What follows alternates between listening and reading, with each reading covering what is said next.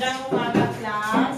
Magandang umaga po, Ninang Charlita. Okay, magsiupo ang lahat. So, gaya ng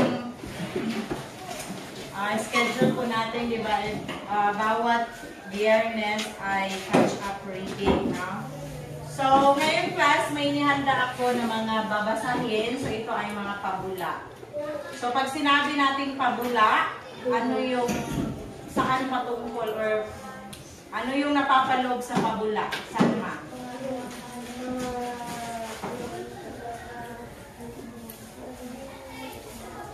Mga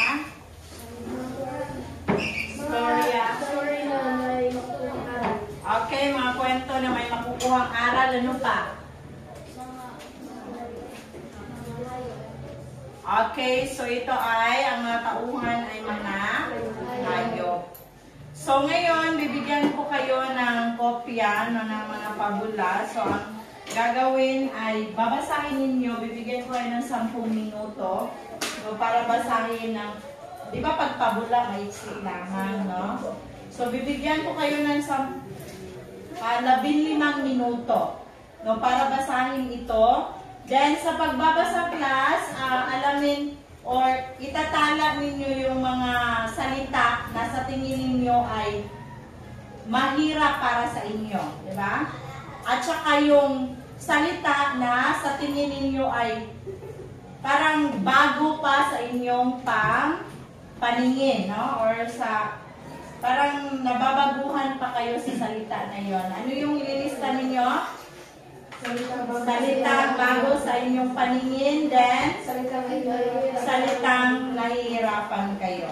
Kakaintindihan. Okay.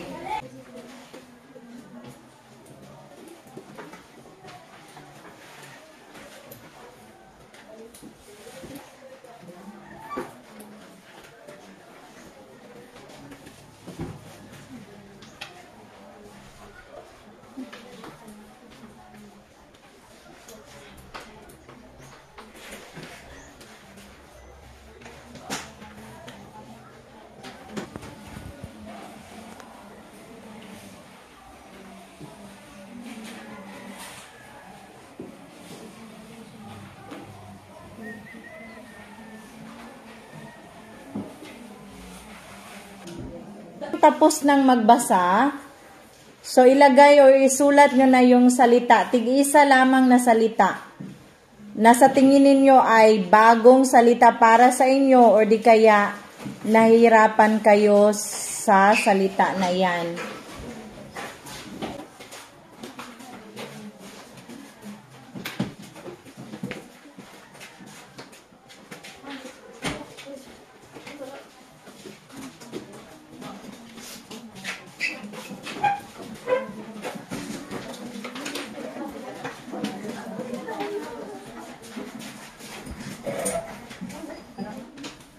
So, titingnan natin class ang mga salita na sinulat ninyo dito. Kung ano kaya ang mga ibig no, sabihin. Okay, so tingnan natin yung pinakauna, pakibasa. Pipintasan. Pipintasan. So, ano yung pangusap? Gusto niyang lagi siyang mapapansin at pinag-uusapan pero hindi. Gusto tingnan siya, babalikan ka na at pipintasan sa iba pang hayop na Okay, so anong ibig sabihin ng pipintasan? Malimulang sisiraan. Mayroong mga sasabihin na Mali. hindi maganda. Pinipintasan or magsasabi ng hindi maganda patungkol sa iyo. So yan ang pinipintasan. Like for example, yung pinipintasan or pinapansin yung mga ginagawa mo. Okay, next. Buslo. Ano buslo? Buslo. Sino ang nagsulat nito? Okay, pakibasa ng pangungusap.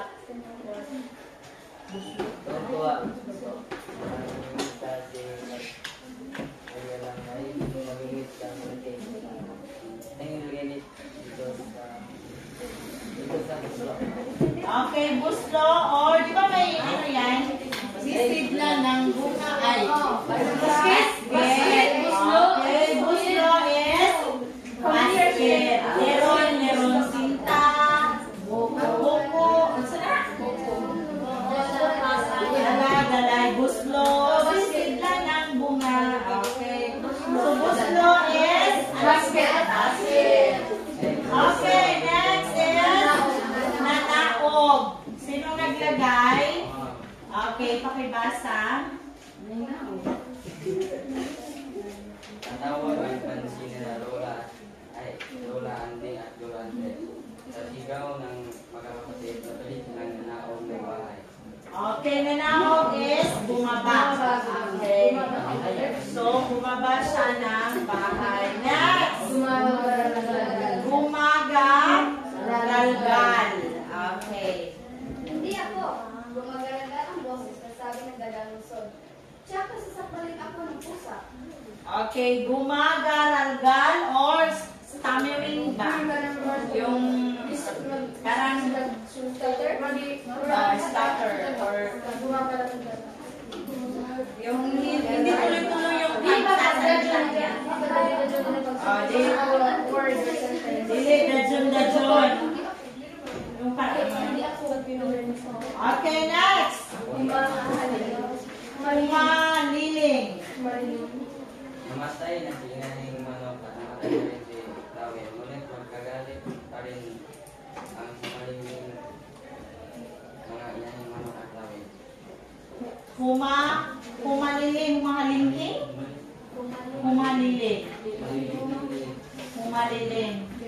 Or ano? Humaliling or umiiyak. Okay, next. Sunod. Ano to? Paglanta. Isang umaga, naghahanda ng almusal si Mang Cardo ay umakyat ng ipi sa lamesa at sinadyang ipakita sa matanda ang paglanta sa almusal. Okay, paglantak or isa may paglantak. Okay, lanta ka na. Sino kumain ng almusal? Yung mga ipis. O, nilalantakan or kinain yung almusal.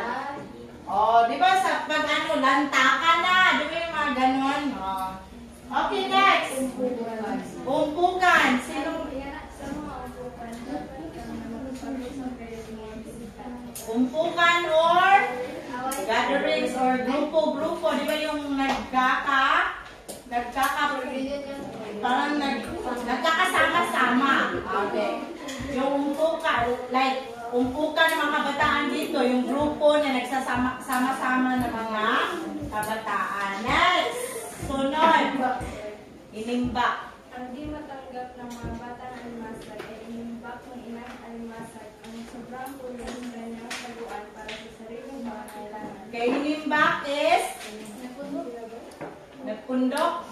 Inipon. Okay, inipon, no? Inimbak or inipon. Diba? Okay, next. Magistrado. Upang masigurong binhagi ng magistrado ay pinuntahan nila ang lahat ng prueba sa paligid. Kaya ano ibig sabihin ng magistrado? Parang magistrate, no? Ganon. Okay. So, pag sinabi natin magistrado, yan yung sila yung mga nagbibigay ng mga judgment, parang ganon. Sila may certified. Okay. Next, magdunong-dunungan. Gusto magkapera ng palaka, kaya umisip siya magdunong-dunungan upang makapagpagamot bilang isang kabato. Okay. Ano ibig sabihin ng magdunong-dunungan? Mangilad. Mangilad? Or kanang parang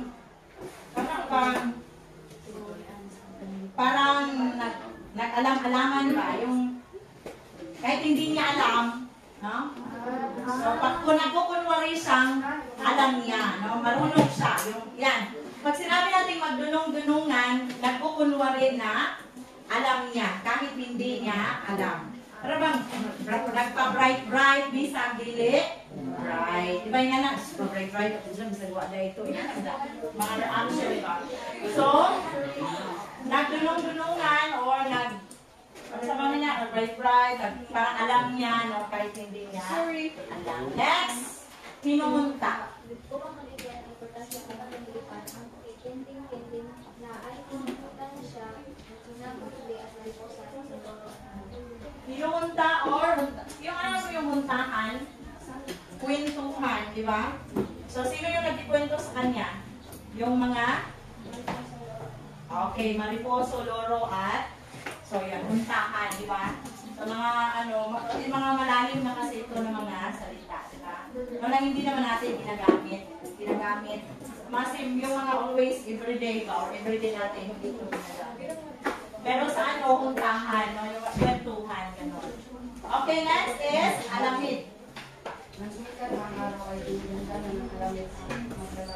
Alamid yan ay, ano yan? Tao, hayop, di ba? Hayop yan. Kung saan man ang naundas, alamid, oh. So, hayop yan. So, hindi natin yan, alamin natin kung anong hayop ito. Pero hindi ito mabibigyan ng, so, ano mo dahil. Next is, manay. Oo, ganyan pinagaling ko sa tubig. Makakalimutan na ang iyong kakainin. Malumanay ang tubig na ako. Okay, malumanay is, kuhan ba ka ng tas-tas kusog pang isang tingog? Okay, para ba yun? Sa sunod, huwag mo nang gagawin yan ha. Yung parang ganun, malumanay ang kanyang pagsasalita. So, hindi, mabilis yung kanyang pagsalita, kundi, mahina at saka dahan. Mo na yun nga. Ang salay? Hayop, di ba? So, unsa sila sa English? Bumusan. Okay, so, mura sila cat, no? Mura ang cat. Alamid mo na. Okay, next is, inahin. Tawa na ni. Okay, inahin ka na maning nanay nga, manok, chicken. Depende, inahin manok, inahin baboy, kasama nanay. Okay, next, sa pagkaka. Hindi na ginugol ng kaganahan ng madala. Para sa kanya, nagpapabangal ng araw-araw na mangitlog ng bansa. Malalim siya nag-isip. May sampan sa laha ang maganda. Tiyak na marami ang itlog. Ang itong itlog sa loob ng tiyan.